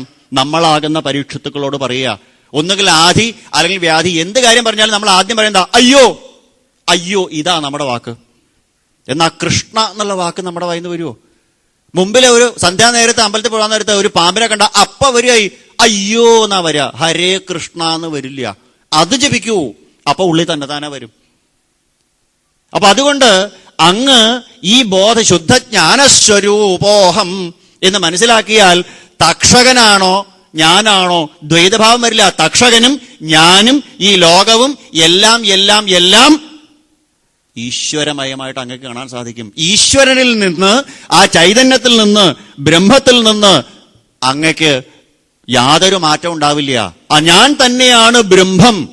ഈ കാണപ്പെടുന്ന സകല ചരാചരങ്ങളിലും ആഴ്വാഞ്ചേരി തമ്പ്രാക്കളിലുണ്ട്, അയ്യൻ പുലയനിലുണ്ട്, അണുവിലുമുണ്ട്, കൃമിയിലുമുണ്ട് എന്ന് മഹാകവി ഉള്ളൂര് പ്രേമസംഗീതത്തിൽ പാടിയതുപോലെ അണോരണീയാൻ മഹതോ മഹീയാൻ, അതിൽ നിറഞ്ഞു നിൽക്കുന്ന ചൈതന്യമാണ്. അതൊന്നേ ഉള്ളൂ. അനേകം കണ്ണാടികള് വെയിലത്ത് നിരത്തി വെച്ചാൽ 10 കണ്ണാടി വെച്ചാൽ 10 സൂര്യനെ കാണുന്നത് പോലെ ആ മഹാനായ സൂര്യന്റെ പ്രതിബിംബങ്ങളാണ്, പ്രതിഫലനങ്ങളാണ് നമ്മളെല്ലാവരും എന്ന് മനസ്സിലാക്കിയാൽ ഒരു പ്രശ്നവുമില്ല. ആ ചൈതന്യമാണ് ഞാൻ. അഹം ബ്രഹ്മ പരം ധാമ. ഞാൻ ആ ബ്രഹ്മമാണ്, ഈശ്വരനാണ്, ചൈതന്യമാണ്, നാശങ്ങളില്ലാത്തവനാണ്. തിരിച്ചും പറയുക, ഈശ്വരൻ തന്നെയാണ് ഞാൻ. പമ്പര വിഡ്ഢി എന്ന ലോകം മുദ്ര കുത്തിയ, നമ്മൾ പേര് വിളിച്ച ആ പൗണ്ഡ്രക വാസുദേവൻ പറഞ്ഞ വാക്ക് നമ്മൾ ഉച്ചരിക്കുക, കൃഷ്ണോഹം കൃഷ്ണോഹം കൃഷ്ണോഹം. നമ്മൾ ഈശ്വരന്മാരാണ്, നമ്മൾ ഈശ്വരന്മാരാണ്. അപ്രാപ്യം പ്രാപകം ശാസ്ത്രം. ഏതാണോ നമുക്ക് അപ്രാപ്യം എന്ന് തോന്നണത്, ഞാൻ ഈശ്വരനാണ് എന്നുള്ള ബോധം നമുക്ക് അപ്രാപ്യമാണെന്ന് തോന്നണില്ലേ? അത് പ്രാപിപ്പിക്കാൻ നമുക്ക് സാധിക്കണോ ഭാഗവതത്തിലൂടെ? ആ യാതൊരു തരത്തിലുള്ള ജനനമോ മരണമോ, ജാതി നീതി കുല ഗോത്ര ദൂരകം നാമരൂപ ഗുണദോഷവർജിതം ദേശകാല വിഷയാതിവർത്തിതൽ ബ്രഹ്മതത്വമസി ഭാവയാത്മനി. വിവേക ചൂടാമണിയിൽ ആചാര്യസ്വാമികൾ പറയും, ജന്മവൃദ്ധി പരിണത്യപക്ഷയവ്യാധിനാശന വിഹീനമദ്വയം ലോകസൃഷ്ട്യവനഘാത കാരണം ബ്രഹ്മതത്വമസി ഭാവയാത്മനി. യാതൊരു തരത്തിലുള്ള ഗുണങ്ങളില്ലാത്ത, ജനന മരണങ്ങളോ വൃദ്ധിക്ഷയങ്ങളോ ഒന്നുമില്ലാത്ത ശുദ്ധജ്ഞാന സ്വരൂപമാണ് എന്ന് അങ്ങ് മനസ്സിലാക്കൂ പരീക്ഷത്തെ. ഇതാണ് അങ്ങ് മനസ്സിലാക്കേണ്ടത്. അതപരം ബ്രഹ്മ സദാദ്വിതീയം വിശുദ്ധ വിജ്ഞാനഘനം നിരഞ്ജനം പ്രശാന്തമാദ്യന്തവിഹീനം അക്രിയം നിരന്തരാനന്ദരസസ്വരൂപം. ഇതാണ് നമ്മൾ, ഇതാണ് ഞാൻ, ഇതാണ് ഈശ്വരൻ. നിരന്തരാനന്ദരസസ്വരൂപം. ഇത് മനസ്സിലാക്കൂ പരീക്ഷത്തെ. ദ്വൈതഭാവങ്ങളില്ലാത്ത ആ ചൈതന്യമാണ് അങ്ങ് എന്ന് മനസ്സിലാക്കുക. ഇനി അതെങ്ങനെ? യൽ പരം, എല്ലാത്തിനും ഉപരിയായിട്ടുള്ളതാണ്. സകല വാക് അഗോചരം, സകല വാക്കിനും ഇന്ദ്രിയങ്ങൾക്കും അതീതമാണത്. പറയാൻ പറ്റില്ല. ശ്രീരാമകൃഷ്ണ പരമഹംസന്മാരൊക്കെ പറയും, ലോകത്തിൽ എച്ചിലാവാത്ത ഒരൊറ്റ വസ്തുവേ ഉള്ളൂ, ബ്രഹ്മം. എന്താ കാരണം? വാക്കുകൊണ്ട് പറയാൻ പറ്റില്ല, നാവുകൊണ്ട് തൊടാൻ പറ്റില്ല എന്നർത്ഥം. അപ്പൊ സകല വാഗ ഗോചരം, ഗോചരം വിമല ബോധ ചക്ഷുഷ. ആ ശുദ്ധമായ ബോധം കൊണ്ട് മാത്രമേ നമുക്ക് മനസ്സിലാക്കാൻ സാധിക്കുള്ളൂ. ശുദ്ധ ചിത് ഘനം അനാദിവസ്തുയൽ, ആദ്യന്തവിഹീനമാണത്. അനാദിവസ്തുയൽ ബ്രഹ്മതത്വമസി ഭാവയാത്മനി എന്ന് മനസ്സിലാക്കുക. വിവേക ചൂടാമണിയിൽ അത് ഗംഭീരമായിട്ട് ആചാര്യസ്വാമികൾ ചർച്ച ചെയ്തിട്ടുണ്ടത്. അപ്പൊ നമ്മുടെ ആ ലക്ഷ്യം അതാണ്. ഈ കാണുന്ന ശരീരമല്ല ഞാൻ എന്ന് മനസ്സിലാക്കിക്കൊണ്ട് ആ ശരീരത്തിന്റെ ഉള്ളില് സകല ഇന്ദ്രിയങ്ങളെയും യോന്തപ്രവിശ്യ എന്ന ധ്രുവൻ സ്തുതിച്ചതുപോലെ സകല ഇന്ദ്രിയങ്ങളെയും പ്രവർത്തിപ്പിച്ചുകൊണ്ട് ഈ പ്രപഞ്ചമാകുന്ന, ഈ ബ്രഹ്മാണ്ടമാകുന്ന ഈ ഗൃഹത്തിനെ, ഈ ക്ഷേത്രത്തിനെ, സമഷ്ടിയായിട്ട് പറഞ്ഞാൽ ഈ ബ്രഹ്മാണ്ടം എന്ന ക്ഷേത്രത്തിനെയും വ്യഷ്ടിയായിട്ട് പറഞ്ഞാൽ ഈ ശരീരം എന്ന ക്ഷേത്രത്തിനെയും പ്രവർത്തനക്ഷമമാക്കി തീർക്കുന്ന യ അന്തപ്രവിശ്യ, മാറ്റങ്ങളില്ലാത്ത ശുദ്ധജ്ഞാനസ്വരൂപോഹം, എല്ലാത്തിനെയും അറിയുന്ന അറിവാണ് അങ്ങ് എന്നറിയുക. അറിയേണ്ടതിനെ അറിഞ്ഞു കഴിഞ്ഞാൽ പിന്നെ അറിയാനൊന്നുമില്ല. പരീക്ഷിത്ത് അറിയേണ്ടതിനെ അറിഞ്ഞു. ആ പരീക്ഷിത്ത് അറിഞ്ഞു. ആലോചിച്ച് നോക്കൂ, ലോകത്തില് ഒരൊറ്റ പ്രാവശ്യം ഭാഗവതം കേട്ട് ഭഗവാന്റെ അടുത്തത് 2 പേരേ ഉള്ളൂ. ഒന്ന് നമ്മുടെ കഥാനായകൻ പരീക്ഷിത്ത്, രണ്ടാമത്തെ ആളോ ദ മോസ്റ്റ് വാണ്ടഡ് സ്കൗഡ്രൽ, ലോകത്തിലെ സകല കൊള്ളരുതായ്കളും ചെയ്ത ധുന്ധുകാരി. നമ്മൾ എത്ര പ്രാവശ്യം ഈ ഭാഗവതം കേൾക്കണു? എത്ര പ്രാവശ്യം ഈ ആചാര്യസ്ഥാനത്തിരുന്ന് ഭാഗവതം പ്രഭാഷണം നടത്തണു? എന്നിട്ട് എന്താ ഞാൻ നേരെയാവാത്തെ? അത് ഞാൻ ചിന്തിക്കുക, എന്നോട് ചോദിക്കുക, എനിക്ക് ബോധ്യം വന്നോ ഞാൻ ഈശ്വരനാണെന്ന് ഇവിടെ ഇരുന്ന് പറയുമ്പോഴും? അപ്പോഴും എൻ്റെ എൻ്റെ എൻ്റെ ഞാൻ ഇവിടെ ഇരിക്കുമ്പോഴും എൻ്റെ ചിന്ത എന്താ? ആ റൂമിൽ എൻ്റെ ബാഗ് ഇരിക്കുന്നുണ്ട്, പുറത്തെൻ്റെ ചെരുപ്പ് കിടക്കുന്നുണ്ട്. അപ്പോഴും എൻ്റെ ഉള്ളിൽ ചിന്ത എൻ്റെ എൻ്റെ എൻ്റെ എൻ്റെ എന്നാ. എന്നാ ഇവിടെ നടക്കുന്ന നിസ്വാർത്ഥ സേവനം നടത്തുന്ന ആ സജ്ജനങ്ങളോ, മാധവ സേവ മാനവ സേവയായിട്ട് നടക്കുന്ന സജ്ജനങ്ങളെ മുമ്പിൽ കാണാൻ പറ്റണം. അപ്പൊ നിങ്ങളാകുന്ന ആ സജ്ജനങ്ങളുടെ മുമ്പിൽ ബ്രഹ്മോപദേശം പറയാൻ പറ്റിയ ഞാൻ കൊല്ലക്കുടലിൽ സൂചി വിൽക്കാൻ വന്ന ആളാണോ എന്ന് എനിക്ക് സംശയം വരുന്നുണ്ട്. കാരണം നിങ്ങളോടത് പറഞ്ഞു തരേണ്ട കാര്യമില്ല. എന്നാലും ഭഗവാന്റെ ഒരു കഥ പറയുക ഒരു സന്തോഷമാണ്. ആദ്യമായിട്ട് വന്നപ്പോൾ ഭഗവാന്റെ കഥകൾ പറയാനായിട്ടൊരു സന്തോഷം, അതുകൊണ്ട് പറഞ്ഞു പോയതേ ഉള്ളൂ. അപ്പൊ നമ്മളാകുന്ന പരീക്ഷിത്തുക്കൾ ഇത് മനസ്സിലാക്കണം. ഈ ശരീരത്തിനെ അങ്ങോട്ട് മറക്കുക. ശരീരം എന്ന ബോധം, ഈ ശരീരം നമുക്ക് നശിക്കുന്നതാണ്. ഒരു മിനിറ്റ് ഒരു ചെറിയ കാര്യം കൂടി പറഞ്ഞിട്ട് നിർത്താം. ഇന്നലെ ഞാൻ ഇരിങ്ങാലക്കുടയായിരുന്നു. എൻ്റെ അനിയൻ താമസിക്കുന്നുണ്ട്. എൻ്റെ അമ്മയുടെ ചേച്ചി ഇവിടെ താമസിക്കുന്നുണ്ട്. അമ്മയുടെ ചേച്ചിയെ എപ്പോൾ കാണാൻ പോയാലും ശതാഭിഷേകം കഴിഞ്ഞു, എപ്പോൾ ചെന്നാലും മരണത്തിൻ്റെ കാര്യം പറയാനുള്ളൂ. എപ്പോഴും മരിക്കുമോ മരിക്കുമോ മരിക്കുമോ മരിക്കുമോ മരിക്കും. ഞാൻ ചോദിച്ചു, വല്യമ്മയ്ക്ക് എന്താ അത്ര പേടി? എനിക്ക് പേടിയുണ്ട് മരിക്കാൻ എന്നാണ്. വല്യമ്മ എല്ലാ ദിവസവും ഭാഗവതം വായിക്കുകയും ചെയ്യും. തൊന്തുരാജൻ മരിഷ്യേതി പശുബുദ്ധിമിമാം ജഹി എന്ന് വായിക്കുന്ന ആളാണ്. ഇന്നലെ എന്നോട് പറഞ്ഞു എനിക്ക് മരിക്കാൻ പേടിയുണ്ടെന്ന്. ഞാൻ വല്യമ്മയോട് ചോദിച്ചു, വല്യമ്മ പേടിച്ചുകൊണ്ട് മരിക്കാണ്ടിരിക്കുമോ? എന്നാണെങ്കിലും ഈ ക്വാർട്ടേഴ്സ് നമ്മൾ ഒഴിഞ്ഞു കൊടുക്കണ്ടേ? അപ്പൊ താൽക്കാലികമായിട്ട് നമുക്ക് കിട്ടിയ ഈ വാടക വീടിനെ ഭഗവത് ഉപാസനയ്ക്ക് വേണ്ടി ഉപയോഗിക്കുക.